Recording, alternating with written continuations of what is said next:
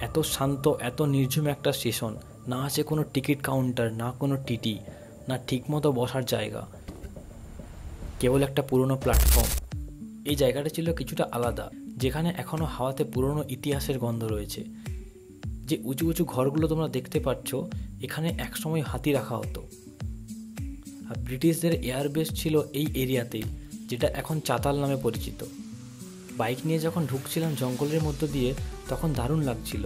কেবল সবুজ গাছ, সুন্দর ঠান্ডা হাওয়া, মনের মধ্যে একটা আজব এক্সাইটমেন্ট ছিল। আর তারপর হঠাৎই সামনে এলো এই বিরসা মুন্ডা হল্ট।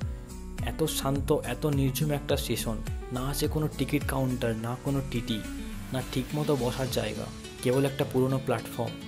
জঙ্গলের মাঝে একা, যেখানে মানুষের থেকে বেশি বনো শুয়োর, শিয়াল আর কিছু হাতি। এই পুরো এক্সপিরিয়েন্সটা ছিল স্পাইন চিলিং। যদি তোমাদের ভিডিওটা ভালো লেগে থাকে কমেন্টে জানিও।